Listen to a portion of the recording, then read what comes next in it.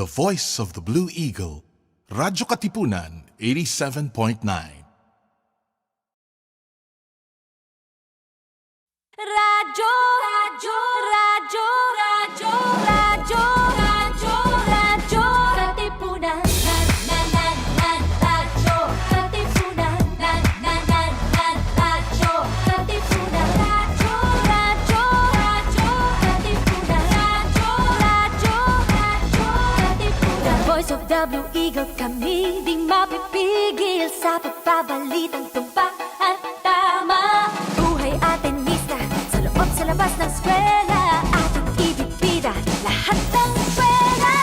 Radyo, radyo, radyo, Katipunan. Radyo, radyo, radyo, Katipunan. Radyo, radyo, Katipunan. Radyo, Katipunan. Kawan ni Ignacio, Katipunero sugo, todo sa kayod, tunong at tulong. Di ba the Blue Eagle, galing hiding at gigil.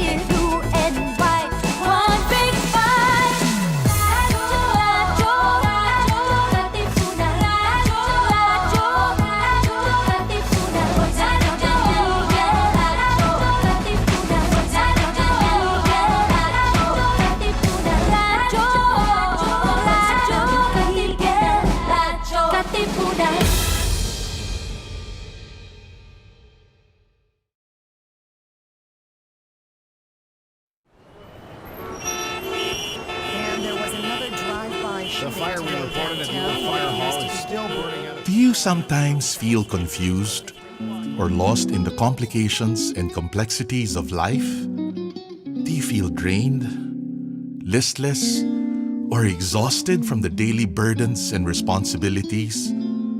Why not seek our campus ministers on air every Tuesday from 2 to 3 in the afternoon? Listen to our counselors from the Loyola School's Campus Ministry Office as they ground our lives in our faith, in our school's spiritual tradition. Campus Ministers on Air. Be guided, be inspired, be blessed. Listen to our Campus Ministers on Air.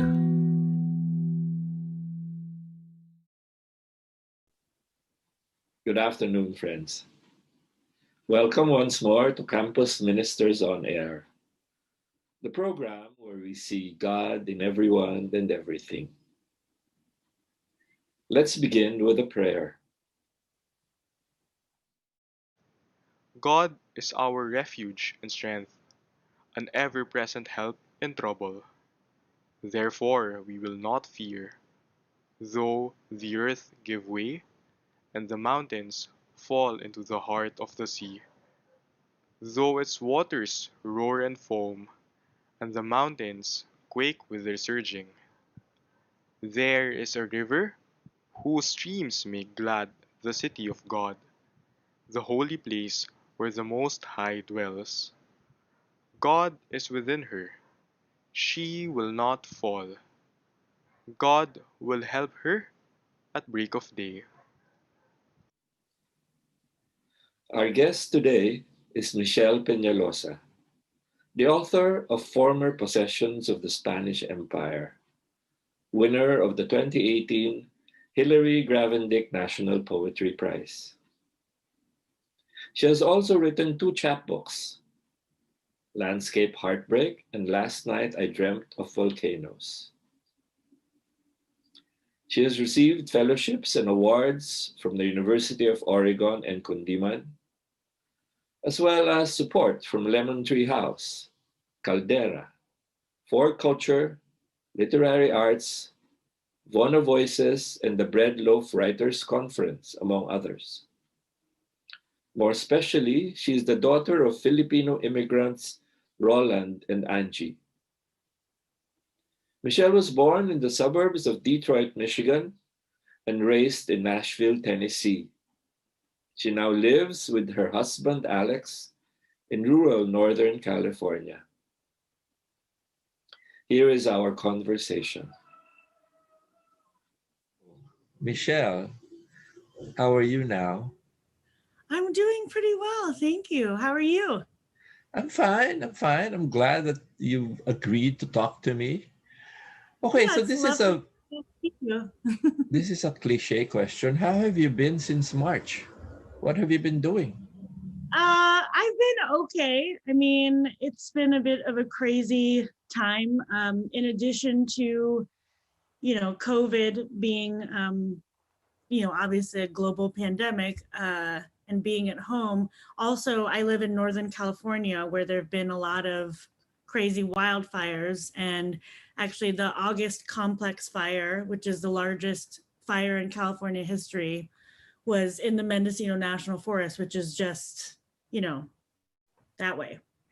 And so, yeah, I think it's just been a lot to process because it's the global pandemic. And then there was all of this fire. And then for 2 months, from like mid-August to mid-October, it was very smoky. We couldn't go outside without, air filter masks, the heavy duty ones with the air filters that look very apocalyptic. And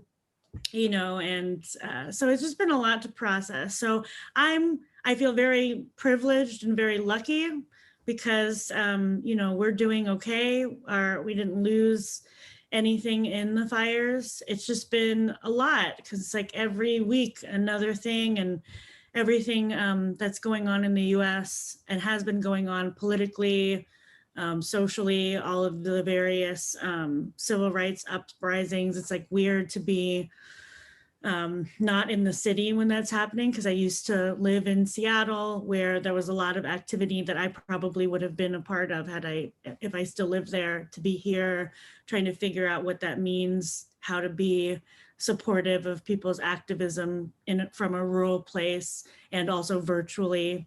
So it's just been a lot, but again, very lucky, very grateful for being safe and for being well in this time. And Michelle, aside from being a poet, you're also a farmer and a teacher, aren't you? So how has that been? The teaching has been good, because people are home, they are wanting to have stimulation. So I've had a lot of teaching online, so that's been great. And farming, things still grow despite us not being able to be with each other. Plants grow and food can be harvested and eaten. So again, very lucky. So take a sip. Because the next question is... Seltzer water. Oh, no, I know it's seltzer water. I'll drink water instead. Sure, so from a mason jar. Mm-hmm. Yeah. Okay, I asked you to take a sip because the next question is, have you written poems about the pandemic? Not specific. Well, a few. I haven't really written as much this past year. I've watched a lot of TV. I've spent a lot of time on Zoom. I've read some, but it's been very difficult for me to focus, and especially when the protests were happening this summer after George Floyd's murder. I found it very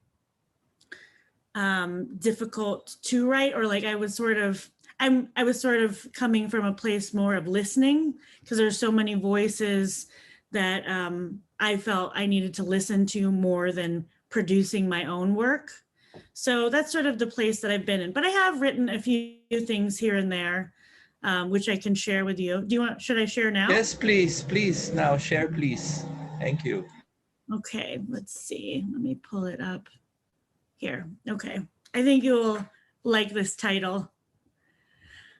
I tell my mother, I don't think trying to get pregnant during a pandemic is a good idea. Everyone assumes we know how to love. Where did you first learn? Or did you ever? In this blooming, a message. The bird which heals itself is bandaged by an unseen hand. I asked the earth to distill into one bone, into the nadir of a mountain. I found buried there my fear transformed into a jackrabbit, bounding away from me, an upside-down heart moving across the Ouija board of this valley, reminding me that time is a floating island, a menagerie of stars and crystals growing from children's play lab kits and Nautilus lisps. I asked, child or no child? And the apple gave me the gift of 4 seeds, perfect wisdom, if not wooden. What is the difference between earth and terra? The landscape unfolds, unspools like a slow plume. The chrysalis is a crossroads, a fat grub born every minute. The air fat with feathers in this ceremony of eternal candles. La Luna changes her mind often, child or no child, blooming a new face, unraveled ligature, unbound and unbothered. Wow, Michelle, that's so beautiful. Thank you. All right, Michelle, maybe we can delight our audience with a story. Can you tell us about your mother? My mother. Okay. Yeah. Well, How is your? Yeah, it will enrich the poem, I think. I write a lot about my mom. She's a source of inspiration for a number of reasons, because she is a very strong personality, hence my own strong personality, I think comes from her, partly from her, of course. And we love each other with a ferocity that I think no one could argue with, but we argue a lot. And we just have very, very different political views. We have very different, but yeah, my mother is a woman who is very opinionated, as am I. And often one of the ways that I process our conflict and disagreement is to write a poem, because I can write whatever I want in the poem. And I also find it's a good way for me to process all of the things that are happening, because I think as a child of immigrants and as a person who is a person of color in the US, being a brown woman is not, has lots of things that are different about it than when my mother first came here. And her immigrating and then me being born here, and also the difference in our age. She had me when she was nearly 40. And there's a lot of distance in terms of like how she grew up versus how I grew up. And I try to account for the privilege that gives me, and that has given me my whole life, that I didn't have to take care of younger siblings. I didn't have to grow up faster than she had to grow up very fast as soon as she could. She's the oldest of 12. As soon as she could hold a baby, she was holding one. So, I try, as I've gotten older, I hope anyway, I try to hold our conflict and our relationship with more grace and understanding, because I do love her very much. And I know, her wanting me to have a baby as soon as possible is just coming from love. Of course, part of it is a little selfish, but it's, she just wants so much for me. And so, my mom, I don't know, that's not really a story. That's more of a general thing, but what's a good story about my mom? If you just go to like Instagram and do hashtag Mama Penaloza, I feel like you would just get everything you needed to know about my mom. She's a riot. And I think that, she grew up not really able to have a lot of fun. Like, I don't think she ever really learned how to even generate her own fun. And so when she does have fun, when we can when she can find that space or we can create it for her, she has and I don't mean this in a condescending way, like a childlike joy that one of my favorite things about her that I love is that her joy is pure and unbridled when she finds it. So So that's my mom. Michelle, Yeah. you lost your dad in a car accident when you were young. How old were you then, Michelle? I did, yeah. That's why my mom and I also, we don't have our buffer. My father was always our buffer for whenever we would argue. But he died when I was 16 in a car accident on his way to work. And yeah, that's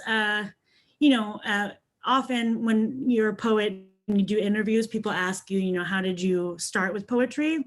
And I always answer that question by talking about a workshop I did once with a poet who began by asking everyone in the class, what hurt you into poetry? And yeah, I would say definitely the sudden and unexpected and violent death of my father hurt me into poetry. And, I think various other things layered on top of that. When I was, I guess this is a story, when I was about in 7th grade, so this was maybe 4 or 5 years before he died. I grew up in Middle Tennessee, around Nashville, Tennessee, and he had gone to work. He worked at a car plant, so he would work often, kind of like a nurse's schedule, where it'd be like 2 weeks nights, 2 weeks days, 4 days off, sort of a thing. And he was working nights, and he stopped at a 24-hour grocery store to get my mother flowers at like 3 o'clock in the morning, because that's when he got off work and was headed home. And he was violently attacked by someone who saw his face, who, the details are hazy because they didn't give me a lot of information when I was a child, but essentially it was a hate crime. And this white man beat my father up in Kroger, who was just there to buy my mother flowers for Mother's Day. And apparently he was a Vietnam vet and had mental health, or I don't know. I don't even know if it was actually mental health problems, but he had hate in his heart and he took it out on my father. And so, growing up, especially in my family, people don't talk about acts of racism that are perpetrated against them. In so many ways, we're very privileged. And so I think it's just sort of stiff upper lip, bahala na, like pray about it. People are crazy, bad things happen, you move on. And people don't really talk about it or process what that means. And I think that, I'm one of the people in my family that will always go there, that will always ask the questions. And so I feel like part of my writing is often in relation to those specific hurts. And also, thinking about the reverberations of colonialism and imperialism, because just because my family immigrated here, those reverberations are across the ocean and throughout our lives. And so the patterns of behavior that have been taught and passed down in dealing with an inability to process or speak or own these things. So, yeah. So Michelle, can you read us some of your early poems, please? Sure. And Yeah, would you be able to say how old you were when you wrote them? It might be interesting for our readers, only if you remember. Well, okay, let's see. I can't, because, technology moves so fast now. I don't have like the early stuff. I probably started writing poems for myself, like, in high school, but I don't really even have those anymore. I've moved so many times. And then I started writing in earnest to show other people in college when I first started reading other Asian American poets, because I didn't know that I could do that, and I didn't connect with other family members who write poetry until later in life, and so I didn't have any direct examples. But let's see, this one, I don't know, I was maybe 23 when I wrote this. So this one is called Reading in the Dark. When they finish, she reads the braille of his face. The tips of her fingers smell of black pepper, garlic, and bay leaf, traces of the evening's adobo. She reads his face with one hand, rubs her heavy belly with the other. She wants it to have his aquiline nose. She concentrates. It will have his round eyes, his cleft chin. Even as her fingers focus, the darkness asks, will this child know the blue-roofed fish stands in Quiapo? The silver rain of monsoon moons, the glowing crown of Santo Niño, the rivers of jeepneys flowing from barangay to barangay? Will this child taste durian, renegade fruit barred from bus and jeepney, unlock its carrion smell, its buttery flesh? Will this child fear the bloody tongue of the aswang, discover the winged diwata hiding in mountain trees?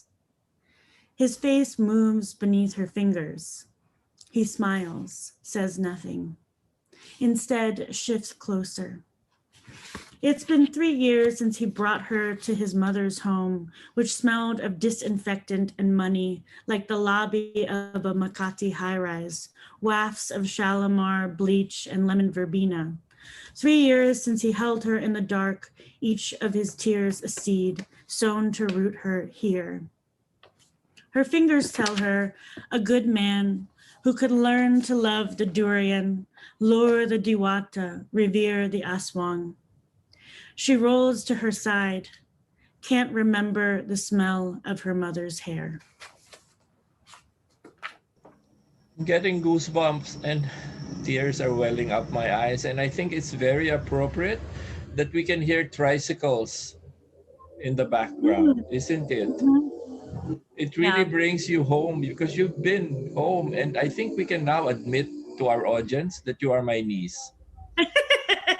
And then the first time I saw you, the first time I met you, I said, oh my God, but I met you first there in Michigan when you were a little girl. So you were this cute little girl, and I think I really just saw you at the airport because I was in Michigan very briefly. But then when you came to my home in San Pablo, you were this lovely teenager, and we talked. Yeah. And I think now we can tell our audience that I'm the relative who writes poetry along with you. We're the two poets in the family. So can you please read us another early poem? Yeah, early poem. Okay. Let's see. So I feel like I had a big writing spurt after I visited the Philippines the second time. I've only been twice, and I would love to go back again, but of course right now we can't travel. And the first time I went, I was like 12, 13 when we talked in the living room. And then again when I was 24, and I wrote so many poems. I was so inspired by being back in the Philippines. And I did this really wonderful program that was led by Susan Kimpo, who I hope your audience knows of her, an amazing activist and scholar and just incredible human being. And, I think she taught and showed me things during Tagalog on site that I would have never been able to access if I had just been to visit family.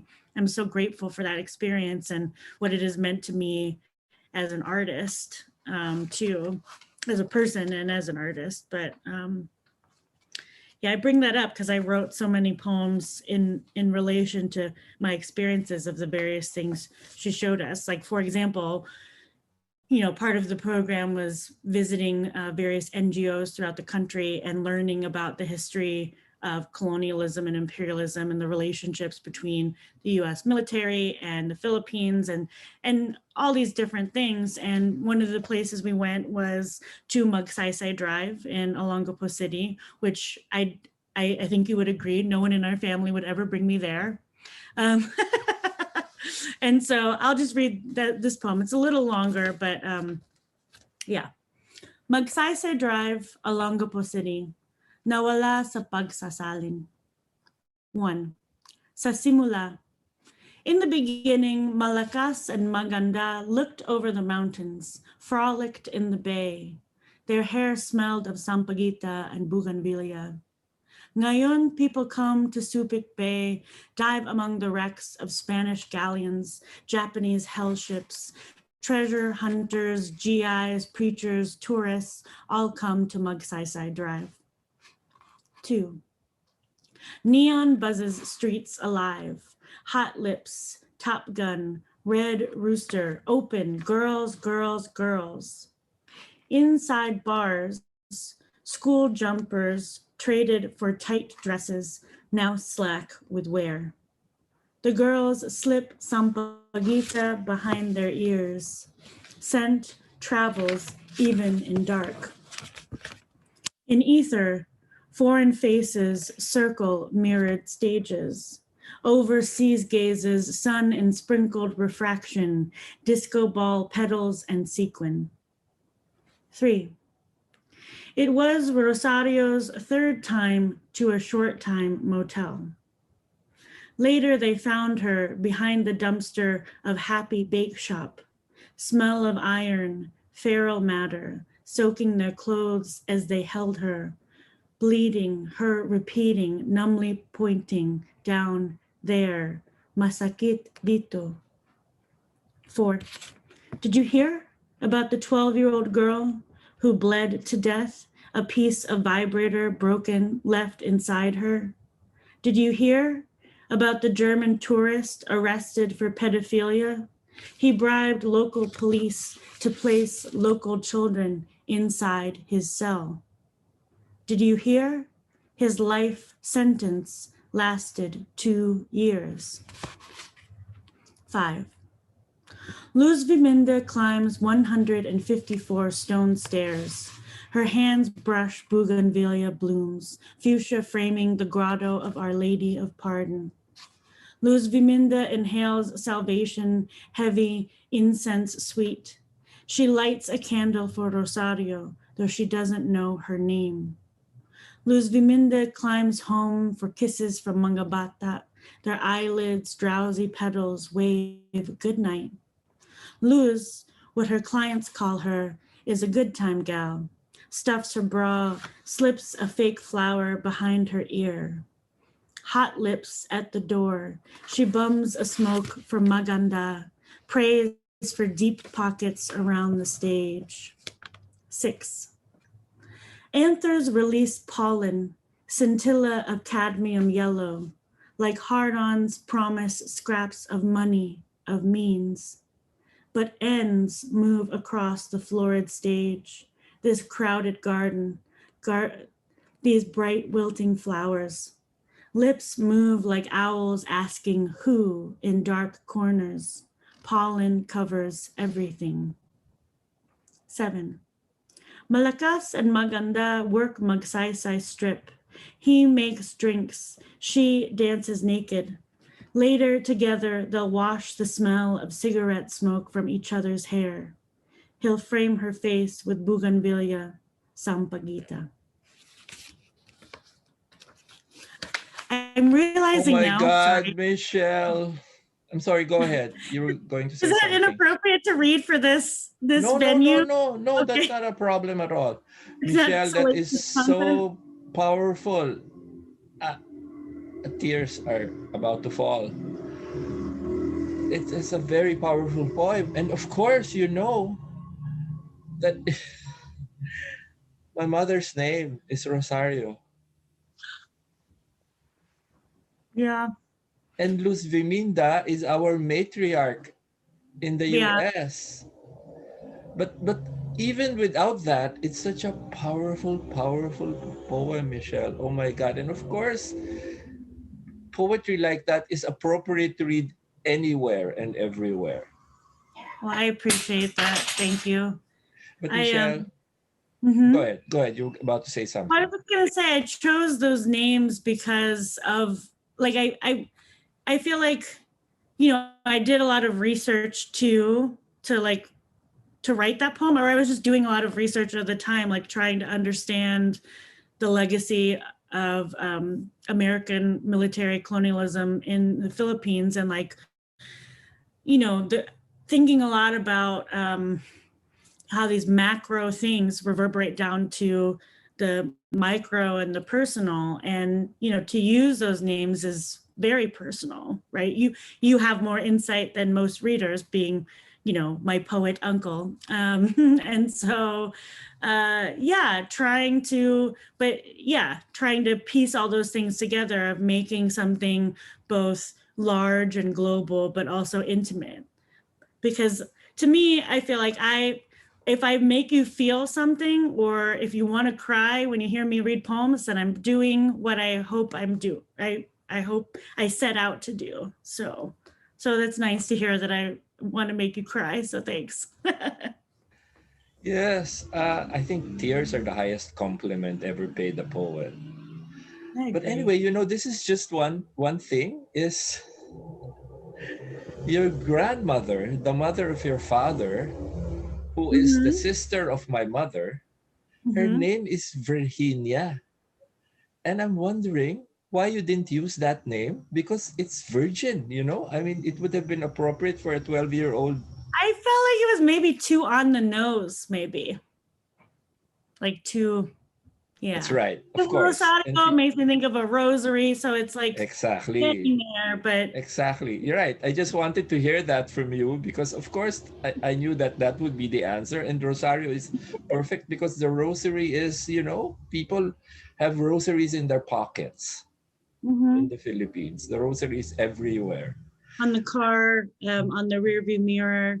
Yeah, but I know, Michelle, that you write a lot about the Philippines and about your family, and we will go back to that. But maybe we can have we can let our audience have a taste of the poet who is not just Filipina. Can you read for us a poem that has really nothing to do with the Philippines? Sure. Yeah, I got plenty of those too. Please. You want to hear a pandemic poem? Sure. Ooh, what's going on over there? Oh, that's a pandesal seller. Oh, I want advertising his wares. He comes in a bicycle. Yeah. I want fresh pandesal and quesong puti. That sounds really good right now. Okay, how about, okay, how about this one? This one's about farming. Okay. Just saying, I'm sorry I ate all the beef jerky. I know you wanted some, but I ate it all. It was salty and chewy and delicious. You make fun of me for turning everything into a poem. Farming's taught me how hard it is to actually turn anything that runs on a gas motor. The ditch witch and the rototiller pull you forward and only in the direction you choose to go first. A pull in only one direction is what I feel most these days, why I stuff my face with beef jerky.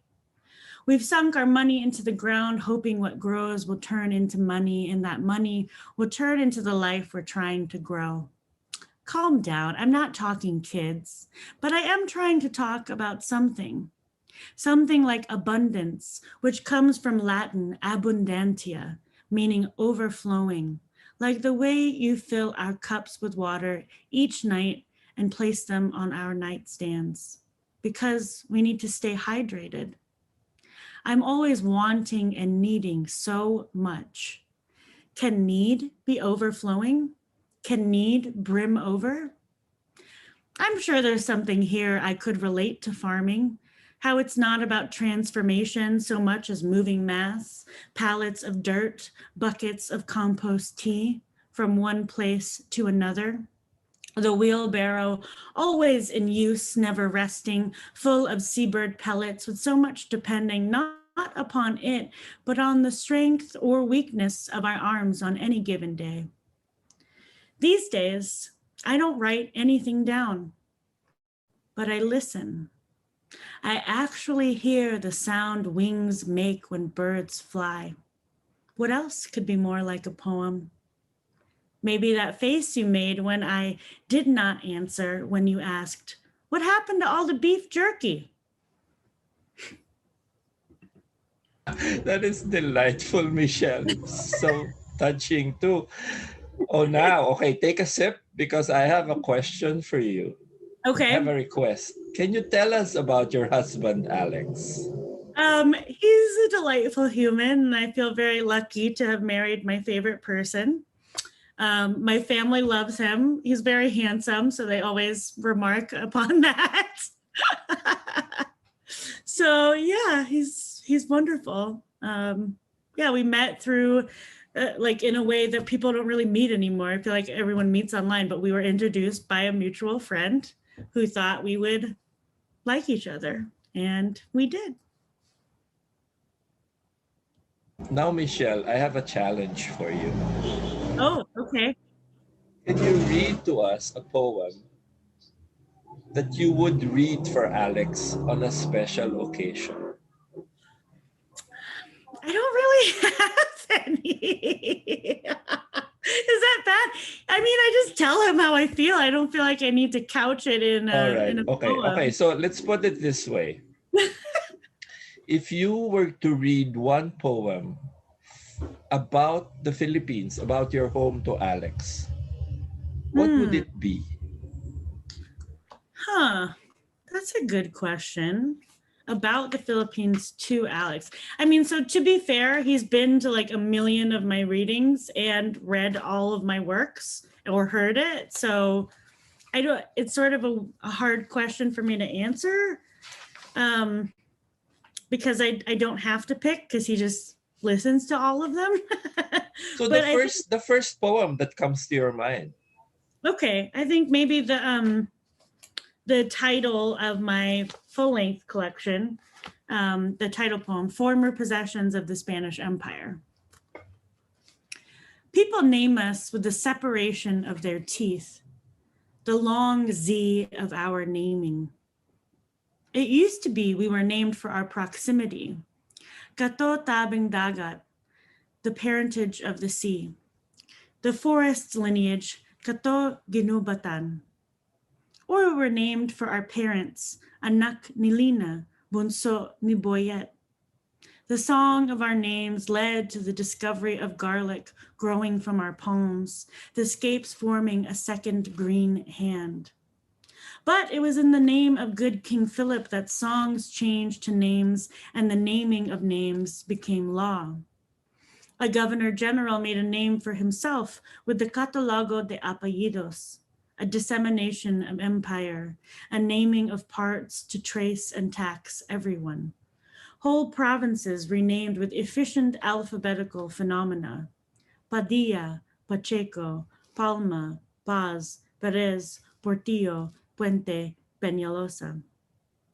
Still, there were names we kept to ourselves, a shorthand between us.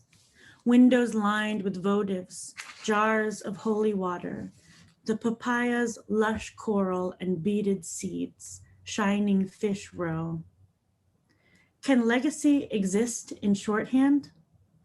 Papal, papa, papel, papaya, paalam, permission, please. What are the root words for what we simply know? How do children born of empire, once removed, possess the history of their naming?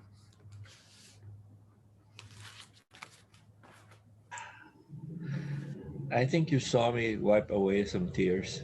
I mean, Yeah. tears are good though. Anyway, so yeah.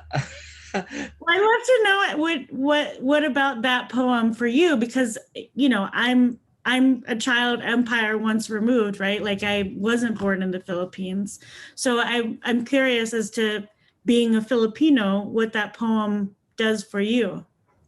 Well, I'm a special Filipino because many of the people I love, you, one of them, of course, are like you.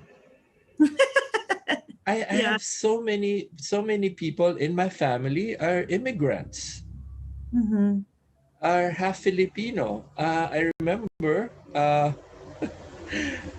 your Ate Maida, when she was young, Ate Ellen, your tita, your father's sister, was telling me that when Maida was a little girl, she actually thought that she would turn blonde and that her nose would be aquiline.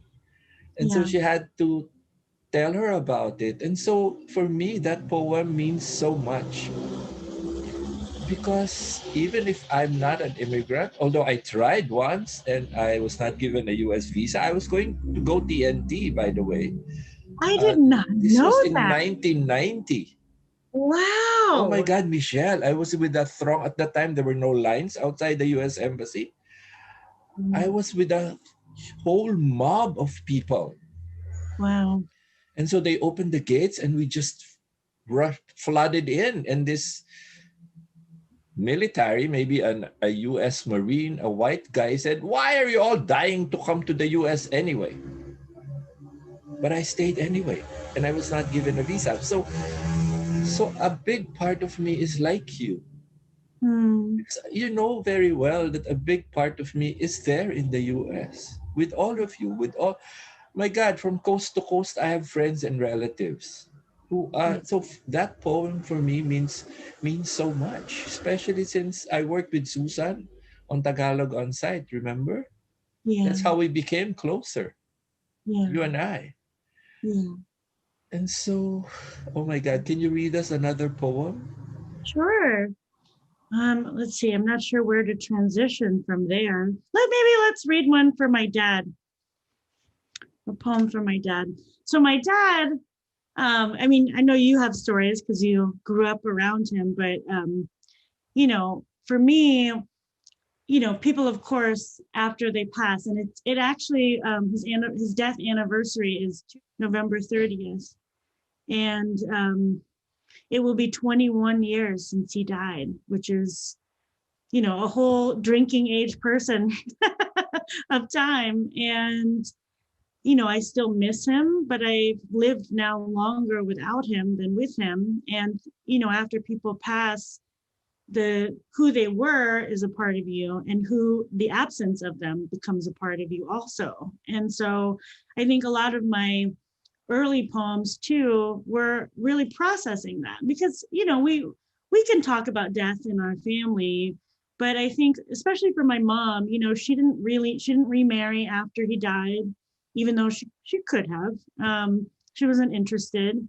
He was the great love of her life. And um, you know I think that for her, she's never been able to and not wanted to have anyone beyond him, except maybe God and Jesus, and religion is a big part of her life. And um yeah, so for me, I think my way as his child of processing that and the loss of him and holding both of those things, who he was and who his absence has made me, is something I write a lot about. So here's one called My Father on the Line. He never went to the bar with Ernie, Pete, and Dave after they'd been given notice. Once, years before, he brought me to the factory floor, a vast and harnessed frenzy, beginning with the body bank, where operators assigned VIN stamps and specs, then the line that dressed and plumbed the engines. Men and machines were partners in an endless dance, welding fenders, assembling brake lines and rear axles. I ambled, my gaze following my father's. A finished motor guided to the chassis line, a subframe mounted onto a carrier truck, waiting for its front suspension, steering, and link. My father waved to his buddies on the line. He pointed to the plant's robotic limbs, grinned at each arm, securing each part into its place. He explained, uniting cluster and wiring, brake booster, rear bumper and guards, his specific labor, his line. My father's work didn't matter which shift, made him happy with purpose, the rush of assembling constant, the outcome of completion assured. I don't know what he'd say about my Japanese-made car. He did not live to see the plant close. Now there is only the assemblage of stories we tell. I watched the almost cars, subframes, rear springs, and shocks bolted up, reach the final line, chassis after chassis, molded to body after body.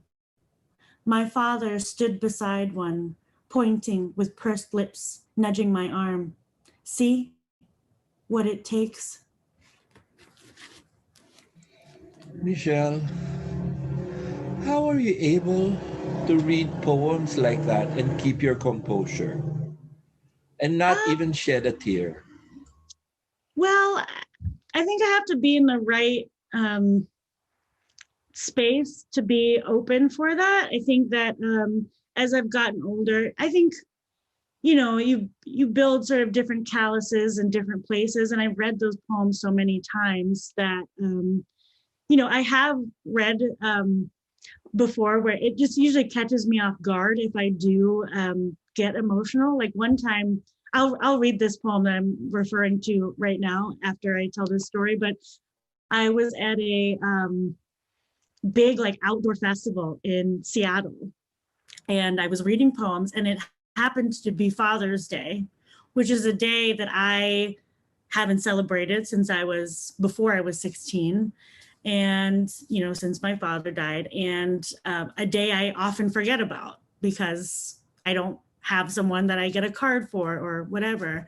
And it happened to be that day, and I like happened to flip my pages open to this poem that I'll read for you in a moment. And I started reading, and I was like, okay, my dad's talking to me. He's like saying, it's my day, you should read this poem.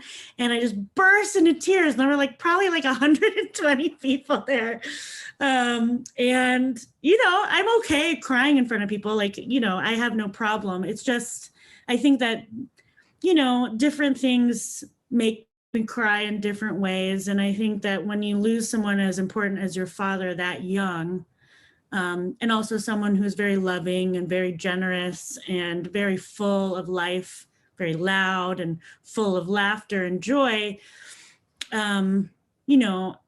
it's like something I said actually after he died, and I feel like this was some kind of divine thing coming through me, not from my own accord, was I think we were in the car, Papa San was driving, Mommy Ellen was in the front seat. I think I was in the back seat, and I can't remember if it was I can't remember if it was my mom or Mommy Minda with me. We were just going from like one thing to another, how memorials and funerals go. And then Mommy Ellen was so mad. She was so mad that my father had been taken from us. She was crying. She was like hitting the thing in front of her in the front seat, just mad. She was so mad that her little brother had been taken from her in this way. And she kept saying, why? She was yelling, why? And it just occurred to me, 16-year-old me, I just said quietly, I think maybe because he loved us all enough that he gave us so much love that we're going to be okay even without him here. And so, see, now you're making me cry. But, I think that, I think so also sometimes too, when you're performing, you're different than when you're just talking. You have, there's a lot that went into that poem. And I've read it so many times too, but I'll read the one that I broke down in front of a bunch of people in Seattle reading, and we'll see if I cry now. We'll see if this one makes me cry here. Let me find it. Do you have this problem when you're doing readings of finding the poem you want to find? Well, I usually prepare. I'm OC. Well, we're different in that way. Oh, I forgot. It's not in this book. It's in this one. Okay, here we go. Remove all dads. Dying is such an irresponsible thing for a father to do. People do not laugh at our dead dad jokes. Dying is easy, but comedy is hard. You make art about elision and absence, the unsayable and the image erased.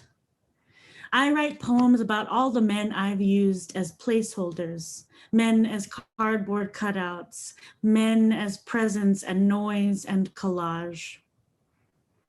We walk around and wonder aloud if the dead can love you back. I mean, really love you back. And we are funny because we seek out the dad-shaped holes to find in the world. At the Home Depot, buying supplies for tree houses and koi ponds. At every wedding, lumbering down aisles, later doing the funky chicken.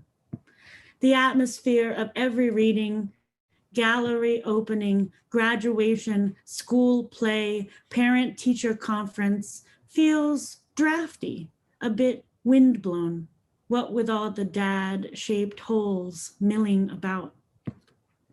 We find ourselves overcome by boxes of uneaten jelly donuts and bear claws. We spot battery-operated Christmas tree neckties winking from the windows of skylines, and we sometimes, momentarily, wake in the hold of baby blue velour recliners, cradling the wind upon which we rest our heads. Oh my God, Michelle. It doesn't help that I look like your dad. Everybody said that I looked like your dad, although he was much better looking than me. But anyway, Michelle, okay, take a sip. I have a question again. I know that among Americans, it's not polite to talk about religion or to ask With somebody, Americans. but we are Filipinos, right? Yes. Well, you can ask me anything. Yes. So this, Michelle, you mentioned that your mother is very religious. Mm-hmm. But the thing is, she has always been Catholic while your dad had always been Protestant, right? But I will not, that's not my question, okay? Oh, okay. That's a whole other story. Yes, of course. That's a whole episode.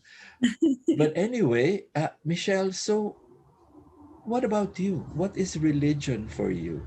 What is faith for you?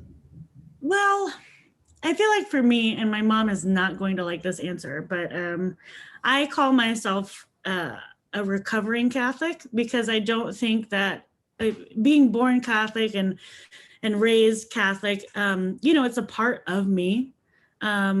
Like even in my writing, I feel like the cadences I use, like growing up in church, going every single Sunday. I love gold and incense and candles, all of the cultural things. Like one of my most vivid and most beloved memories with especially my mom's side of the family is being in my Lola's bedroom, all of us in there saying the rosary together, and they would say it in Tagalog. And, as a little girl, I would just fall asleep in my mom's lap, and it was warm and candlelit, and it sounded beautiful, and so that is a part of me. And I don't want to devalue or say that isn't important, because it is. It's very much a part of who I am. So culturally, I am still very Catholic. I have a lot of shame and guilt also. But in terms of my own spiritual practice and belief, there's a lot that I really and viewpoint in the world. There's a lot that I vehemently disagree with in terms of the Catholic Church. And there are a lot of people who are very close and dear to me who the Catholic Church doesn't treat like people. So that's a big problem for me.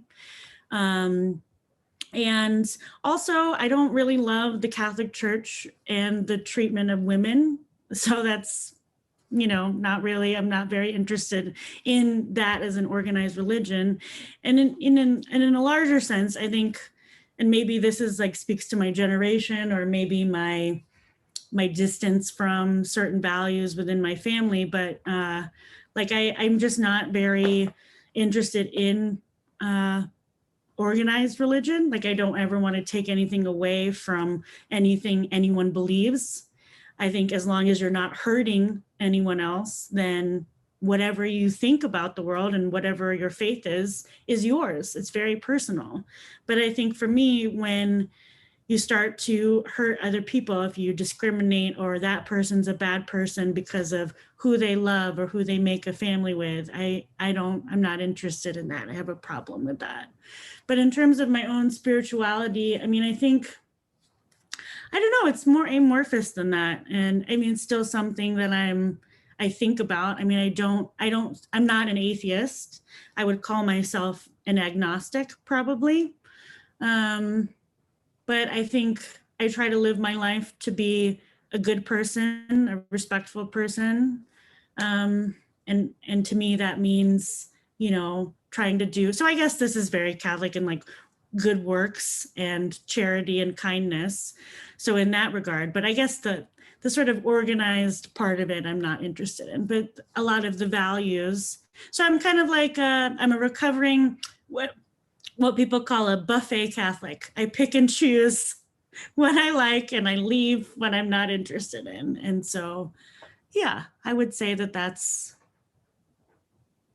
where I'm at. Thank And you I'm very open. much. Yeah. Yeah, but that's beautiful, Michelle. Now, have you written anything about being a recovering Catholic? I have Yes, actually. please read it to us, please. Yes, let me find it. It's again has to do with my mother. Surprise. But the poem is called Vestige. Okay. Vestige. The creak of pews makes my knees ache, my palms and fingertips kiss. Phosphorus, censers, old mahogany, boxed wine, candle wax work me like the itches of an old collared jumper. Worship seeps from memory to body. I confess to the air. Forgive me, air I cannot believe. It has been 3 years since my last quiet. I hold a rosary, count its beads like the redolent string of rose petals my Lola held close when she died. After prayer, the adder melted with the garlic bouquet of her hands, bulbous scents cradling, caressing my face. I roll each pressed round between my forefinger and thumb. Keep count. My guilt, my doubt. I am not free. I cup the tangled strand, pass it between my hands. The adder now lives in the leaf creases of my palms. The quiet whispers, scent is memory's companion. I inhale calla lilies, yeast of Eucharist, and my mother's undulating voice wailing the rosary at my Lola's funeral. My mother looked like artwork then, something of Bernini's, her ecstasy carved into relief by her pain. I remember cathedral light washed her face. I envied the faith she found, her ravished heart. Once, an old man spoke to me of faith in dishes, how he held, washed, and dried each dish as though it were a child in his sink. The dishes themselves and the fact that I am here washing them are miracles. I count the day's miracles, the sweet butter on wheat toast, the abundance of coffee, the predictability of doors opening and closing, the stars held within an apple, the sound of 8 separate rivers converging in one spot, working in one measure, rosaries and rose petals and garlic, vinegar and incense and wine. Oh my God. That is so beautiful, Michelle. Oh, Now, I need to read you my poems all the time. You made me feel so good. Thank you. yeah, we will. We will do this more often. Anyway, Michelle, this question, the final question, you have answered this in this interview. Some of it you've answered already, but I just want to ask this, and I want to hear what you say now is, Michelle, what sustains your spirit? That's a great question. Especially during this time, I think my connections to my family and my blood family and the family that I've made among so many people throughout my life. I think that doing this is really inspiring and beautiful, and it's so wonderful to see your face across time and space. How technology is so wonderful in that way. I mean, I don't know when we'll be able to be with each other in real life, but it gives me great comfort to see your face and to hear you and to talk with you. So I think that like my relationships and connections sustain me. I think, I feel like what I've been doing the most in terms of comfort during this pandemic is obviously eating. and going for walks. I mean, I feel like being outside and having our farm, getting my hands dirty and growing things is very sustaining. I mean, it's a really rewarding and sort of sacred thing to take care of a seed, let it grow, have it grow, nurture it to become something that then nurtures and sustains people. And so I think my connection to that work, and then also I'd like to say that poetry is a thing that sustains me, but honestly it's been hard to connect with because it feels like, not always, I mean, this conversation has helped me feel differently, but sometimes it feels frivolous. Not always, but or I don't know. It's just, there's a lot going on in the world. There's so much to be sad about, to be angry, and to be anxious and worried about that. Sometimes just watching Netflix is really helpful also. Just to have, I think stories are sustaining me, other worlds that creative people have made for us to engage in. That has really been helpful. And the love I have for my family and communities. Michelle. And food. Michelle, your life, you are poetry. Oh, I love you. Thank you. Thank you very, very much, Michelle. Thank you very, very much. Thank you. The heavens declare the glory of God. The skies proclaim the work of his hands. Day after day they pour forth speech. Night after night they reveal knowledge. They have no speech, they use no words. No sound is heard from them. Yet their voice goes out into all the earth, their words to the ends of the world. In the heavens God has pitched a tent for the sun. It is like a bridge room coming out of his chamber, like a champion rejoicing to run his course.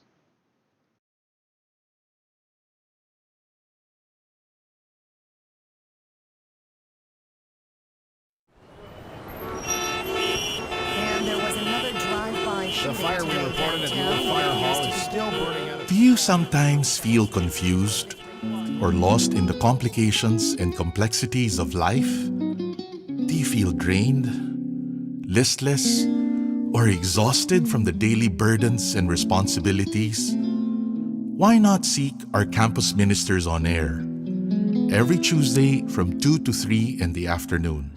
Listen to our counselors from the Loyola School's Campus Ministry Office as they ground our lives in our faith, in our school's spiritual tradition. Campus Ministers on Air.